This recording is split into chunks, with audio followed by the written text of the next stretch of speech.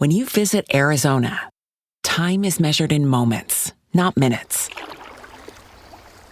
Like the moment your work stress disappears as you kayak through the canyons. Or the moment you discover the life-changing effects of prickly pear chocolate. But nothing beats the moment you see the Grand Canyon for the very first time. Visit a new state of mind. Learn more at hereyouareaz.com. A science story, huh?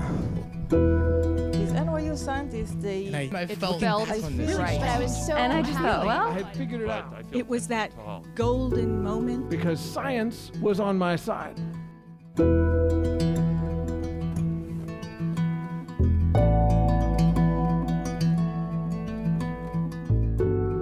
Hey everyone, welcome to The Story Collider, where true personal stories about science help us to discover how weird and wonderful it is to exist in this world and be a human. I'm your host, Misha Gajewski, and today's episode is all about one of the most universal and deeply personal experiences we encounter, facing death.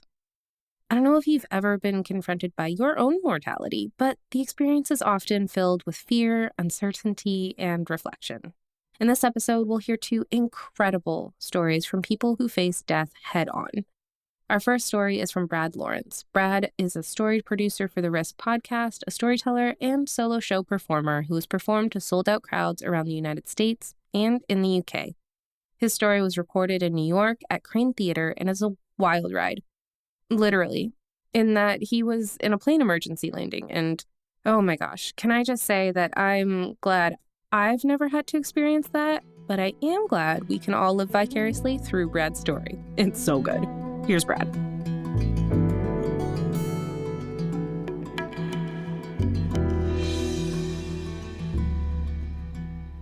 I am about halfway through a 3-hour flight from New York to St. Louis, where my mother and sister live. And it is drink service, and the flight attendant has gotten to my row, and she has made eye contact with me, and you can see her forming the words, "Would you like something to drink?" when suddenly the plane begins to make this noise. It is like someone firing up a cement cutter inside a steel pipe. It is everywhere at once. It just completely fills the plane, and I turn and look around trying to figure out where the sound is coming from. And here's a little inside secret. I do not know how planes work. And so I just kind of when it starts making this sound, I just kind of think to myself, well, okay, this is a sound that airplanes can make. And then I turn back to the flight attendant, who's a woman in her 40s, clearly a veteran of the airline industry. She has probably heard every sound an airplane can make, and from the stricken, ashen look on her face, I can tell this is not one of them. And she looks at me and she says, "I'll be right back." And then she sort of stands bolt upright and she walks back up the aisle to the front of the plane, and she gets on the phone to the cockpit, and she's talking to the cockpit for a bit. And then the other flight attendant joins her up there, and then she toggles off from the cockpit. She toggles back onto the intercom and she says, "Ladies and gentlemen, this airplane has experienced a mechanical issue, and we are making an emergency landing. Please return to your seats, fasten your seatbelts, and await instructions." And then it is quiet, aside from this droning noise that is continuing, and everybody is just sort of staring ahead. And now Cecily, that's the flight attendant's name, she is back at my row because I am sitting in the emergency exit row. And it is me and 6 big dudes and one very small woman.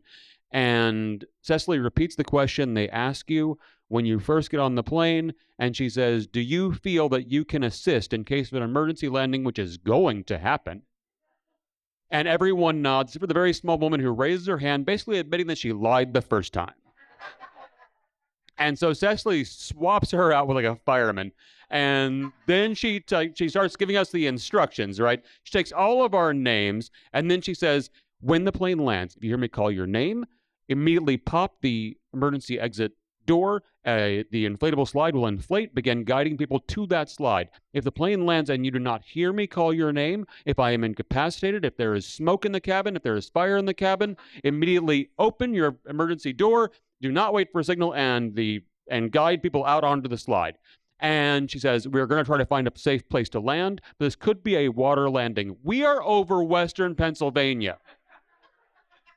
Water landing is what? Are we like talking like the Allentown public pool? What's the plan?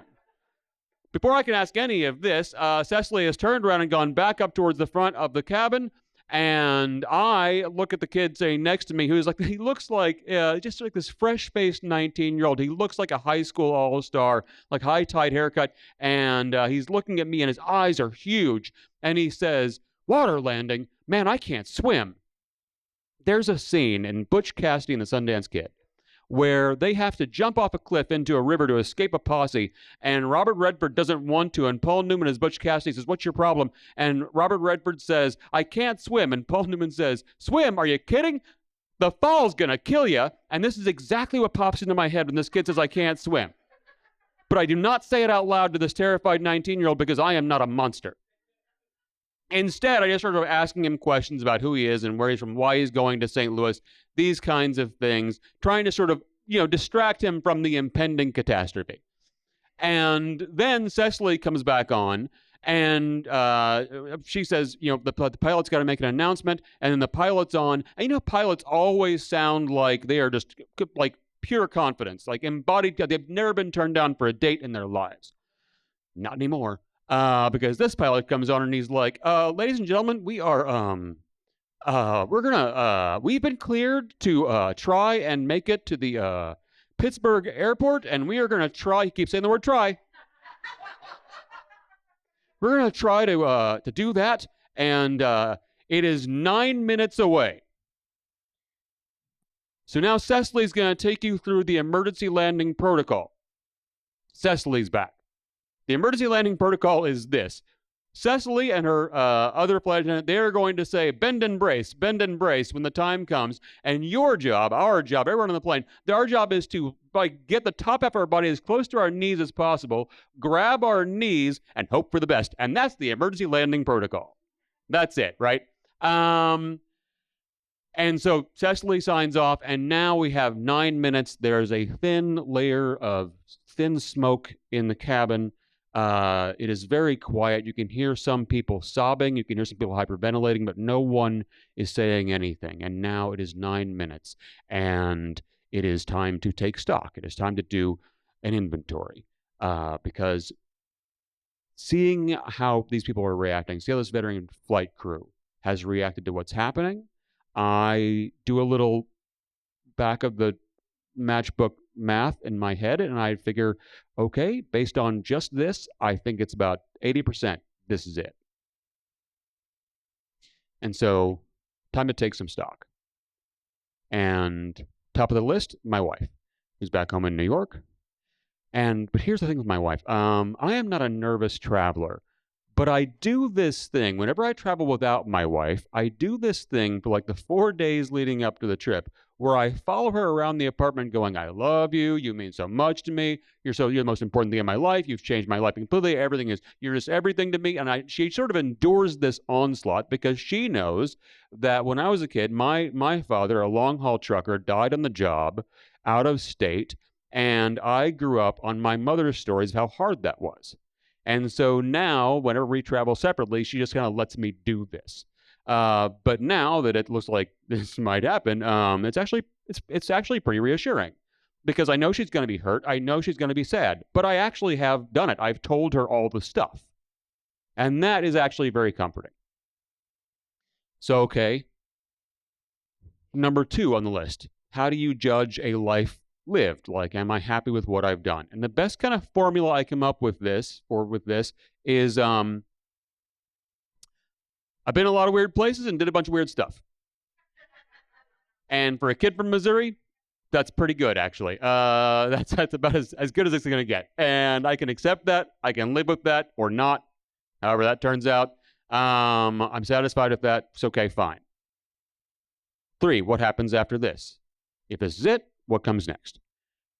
And this is the part where I have to disappoint my mother, who is evangelical, has been waiting many, many decades for something to happen that will bring me back to the loving arms of our Lord and Savior Jesus Christ. And apparently, that's not going to happen, because it didn't happen then. Just, not even a thought. And in the years since I left the church, I've come up with my own sort of ideas and notions about the structure and nature of existence, and I do not know if they are right. I do not discuss them with anyone. One of the reasons I left the church, so I'd never have to discuss them with anyone.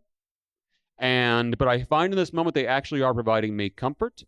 That I don't know if they're right, but they're good enough for this moment, and that's all I need them to be. So okay, that's all the big items.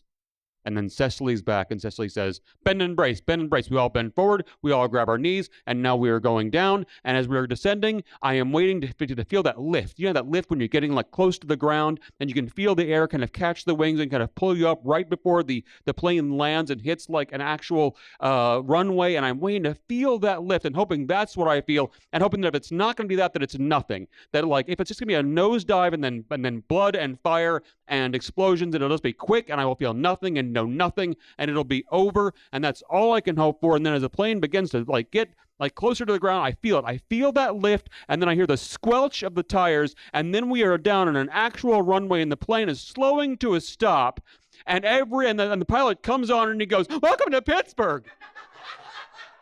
And we all lean up and we are laughing and cheering, and it is amazing that we are alive. And then we pull into the terminal, and then we all get off the plane and immediately go to a bar and get very drunk. It was a TGI Fridays. We didn't care.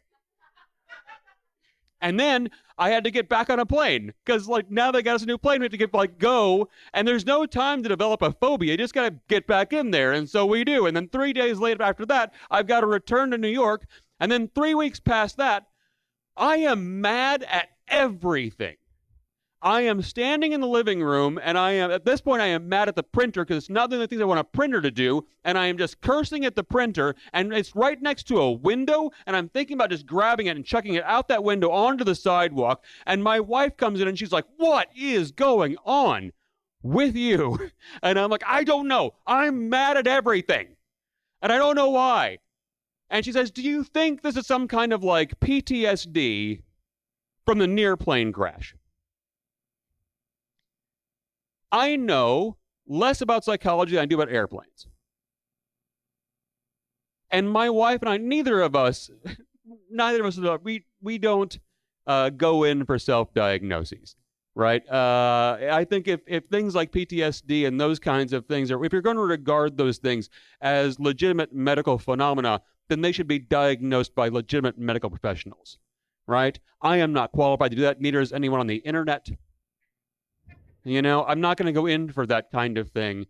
But I know that my wife, when she says this, I know that she means this in the colloquial way that we've all learned to abuse these terms, which is as shorthand for, "Hey, buddy, not dealing with something?"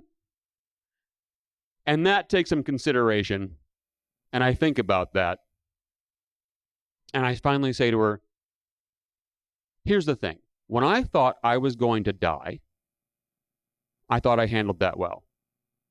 I was very proud of how I handled that. I was unafraid. I accepted it. I was okay with it, and I was proud of that. But now it is 3 weeks later, and I feel like I handled my potential death so much better than I am handling my actual life."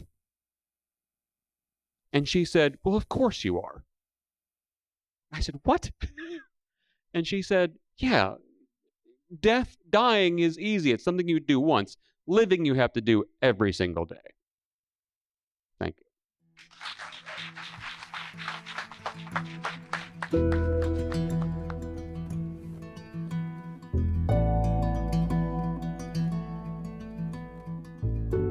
That was Brad. Told you it was going to be a wild ride. To learn more about him, visit our website, storyclatter.org. Being a storyteller on our stage is just one way to make story clutter happen, but if standing alone in the spotlight in front of an audience doesn't speak to you, maybe becoming a story clutter donor might be more your speed. Story clutter donors play a vital role in our ability to bring you this podcast. We're in this together. Story clutter is one big experiment that's designed to connect us around our love of discovery, curiosity, and the natural world. The most popular level is $10 a month, and you can make your tax-deductible donation at storyclatter.org/donate. But really, any level makes a difference, and we're so grateful to everyone who supports Story Clutter. Say goodbye to your credit card rewards. Greedy corporate mega stores, led by Walmart and Target, are pushing for a law in Congress to take away your hard-earned cash back and travel points to line their pockets. The Durbin-Marshall credit card bill would enact harmful credit card routing mandates that would end credit card rewards as we know it. If you love your credit card rewards, tell your lawmakers, hands off my rewards. Tell them to oppose the Durbin-Marshall credit card bill. Our next storyteller is Keven Griffen. Keven is a scientist in progress who loves to spend time outside, snuggle her little dog, and go to sleep by 9 p.m., something which I deeply respect. Her story was recorded at Kit Recital Hall in Flagstaff, Arizona, for a special show we did in partnership with Northern Arizona University and Writing Class Radio. Her story is such a beautiful story about how even after something devastating, we can heal and make things better. You're going to love it. Here's Keven.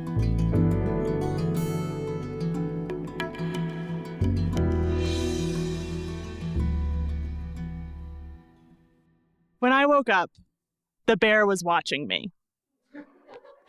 He was standing there about 5 feet away. He'd snuck up on me while I slept, this huge animal. And in the moonlight, I could see his fur glinting this beautiful cinnamon color as he breathed. We stared at each other, my blue eyes, his depthless black ones. And in that moment, I recalled with absolute clarity that humans can be prey. We stared a little longer. It must have only been seconds. And then the moment broke, and the bear turned and ran. He goes thundering down the slope to the trees. I get out of my tent, and I go up the hill to where my coworker Wesley is sleeping peacefully. He's missed the whole thing, and I shake him awake, and I'm like, Wesley, you will not believe what the hell just happened to me. I'm telling him the story, and he goes, how fucking cool, right? I'm like, yeah, it's amazing. And then he goes, were you scared? And I'm like, obviously.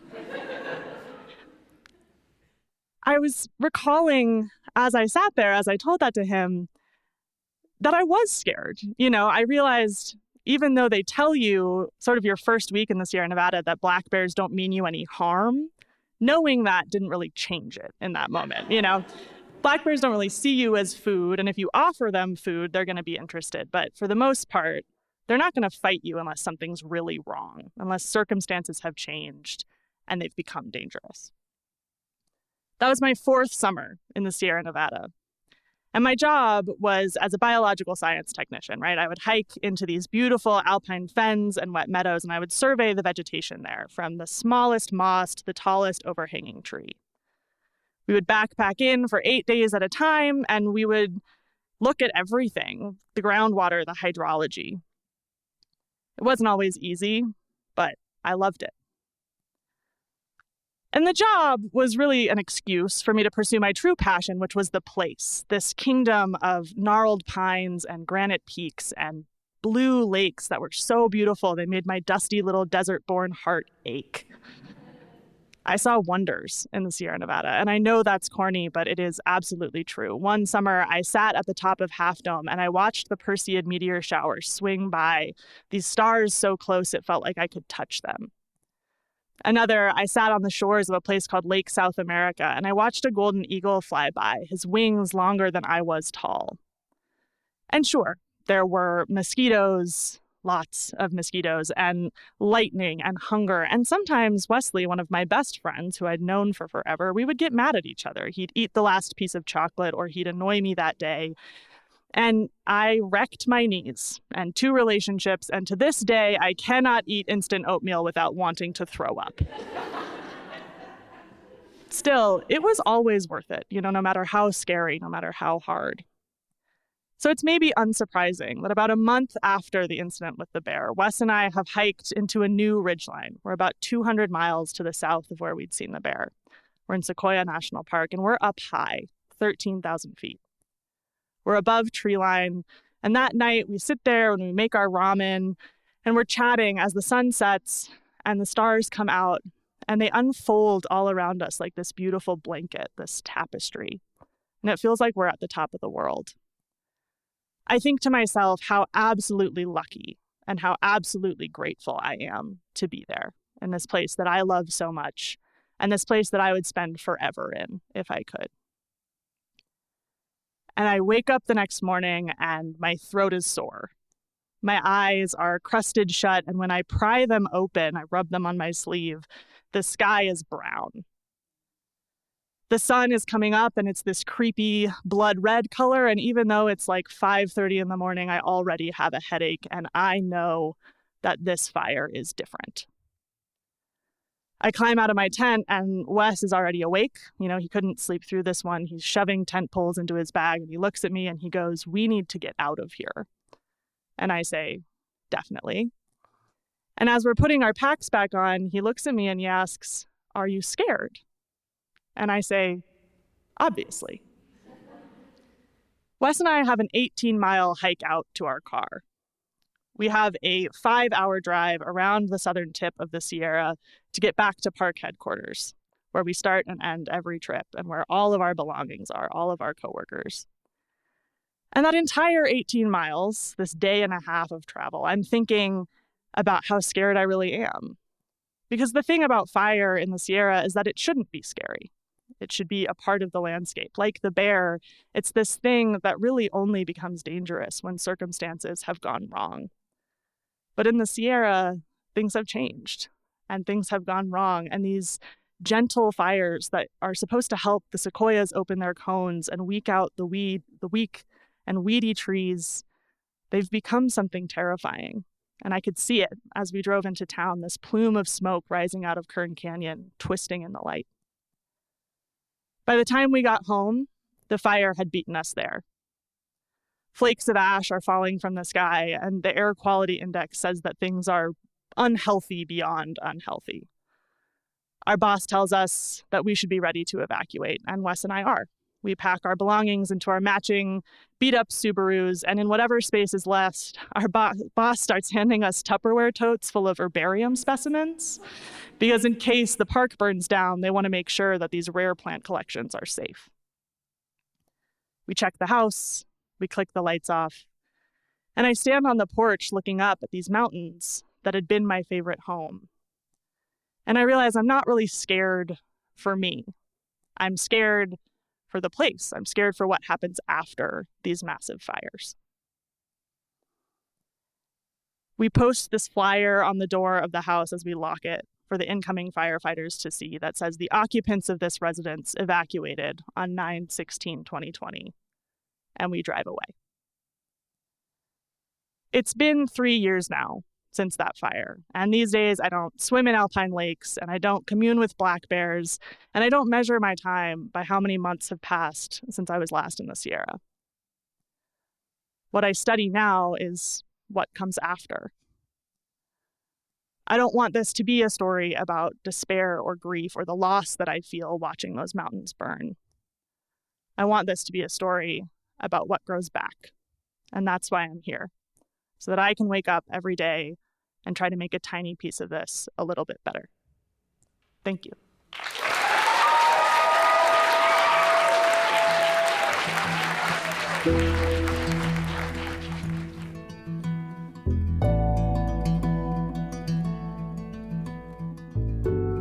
That was Keven. If you'd like to hear all the stories from that show, head to our friends over at writingclassradio.com. To learn more about Keven, visit our website, storyteller.org.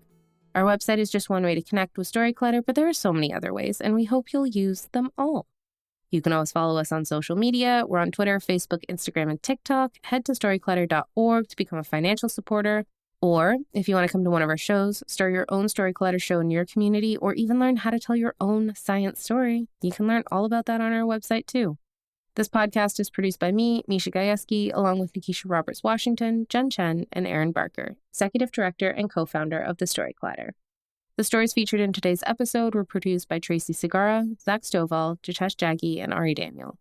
Special thanks goes out to Storyclutter's board and staff, including Anne-Marie Lonsdale, Lizzie Burnson, and Lindsay Cooper. Our theme music is by Ghost, and next week I'll be back with stories that dive into the weird human experience of imposter syndrome. You don't want to miss them. Until next time, thanks so much for listening.